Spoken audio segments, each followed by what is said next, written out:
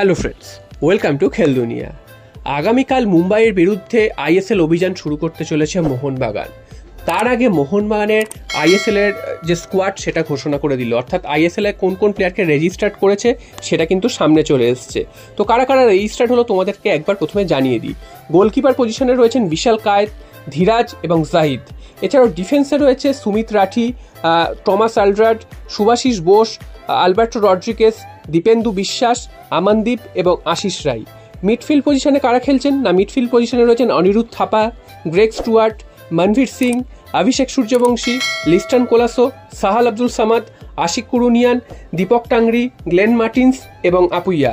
আর ফরওয়ার্ডে রয়েছেন Dimitri Petratos, Jamie Maclaren, Jason Cummings এবং সুয়েল আহমেদ ভাট।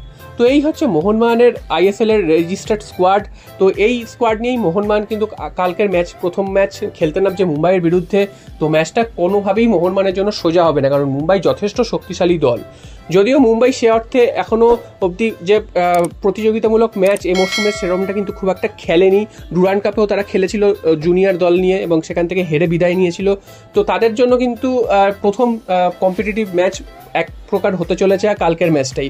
অন্যদিকে মোহনবাগান কিন্তু অলরেডি টেস্টেড, অর্থাৎ মোহনবাগান খেলে ফেলেছে বেশ কয়েকটা ম্যাচ, ডুরান্ডের ম্যাচ খেলেছে, সেখানে ভালো পারফরমেন্স এমন করেছে, খারাপ পারফরমেন্সও করেছে। এবং মোহনবাগানের ডিফেন্স নিয়ে সবথেকে বড় দুশ্চিন্তার বিষয়, তো মলিনা কি ফর্মেশনে খেলাবে, তিনজন ডিফেন্সেই খেলাবে না চারজন ডিফেন্সে, এটা কিন্তু সবথেকে বড় প্রশ্ন। কারণ তিনজন ডিফেন্সে খেলিয়ে মলিনা কিন্তু প্রচণ্ড রকমভাবে ভুগেছিল ডুরান্ড কাপে এবং প্রত্যেকটা ম্যাচেই মোহনবাগানের ডিফেন্সের অবস্থা শোচনীয় হয়ে গেছিল।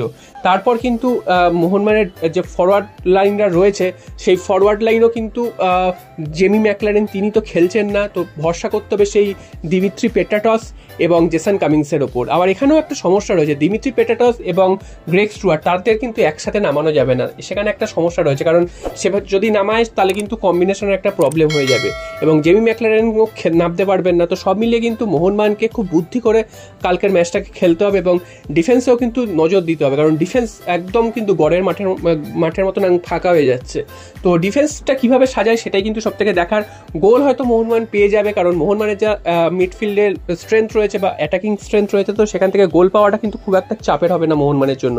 তবে সেই গোল ধরে রাখা সেটাই কিন্তু সব থেকে বড় চাপের। এবং মোহনবাগান ডিফেন্স নিয়ে বারবার বলতে হচ্ছে, মোহনবাগান ডিফেন্সের অবস্থা একদমই বেহাল। দুজন সেন্ট্রাল ব্যাক রয়েছেন বিদেশি, তো একজন ইন্ডিয়ান সেন্ট্রাল ব্যাকের দরকার ছিল, সেইটা কিন্তু মোহনবাগান সই করাতে পারলো না শেষ অবধি। সেই ভরসা রাখতে হবে কিন্তু এদের ওপরই। এবং রাইট ব্যাক এবং লেফট ব্যাক হিসেবে সুভাশিস বোস এবং আশিস রায় তারাও রয়েছেন। এবং দীপেন্দু যে জুনিয়র প্লেয়ার, একে কীভাবে মোহনবাগান ইউজ করে, মলিনা ইউজ করে, সেটাও কিন্তু দেখার। এবং দেখা যাক আগামীকালের ম্যাচ মোহনবাগান মুম্বাই একটা বড় দ্বৈরথ হতে চলেছে, যেটা কিন্তু লাস্ট আইএসএলের শেষ ম্যাচ ছিল। তো সেই ম্যাচ দিয়ে কিন্তু ওপেন হচ্ছে এবং লিগের ম্যাচে মোহনবাগান হারিয়ে দিয়েছিল এবং লিগ শিল্ড চ্যাম্পিয়ন হয়েছিল এবং ফাইনালে কিন্তু মুম্বাই মোহনবাগানকে হারিয়েছিল। তো দেখা যাক আগামীকালের ম্যাচে কারা জয় দিয়ে শুরু করে আইএসএল।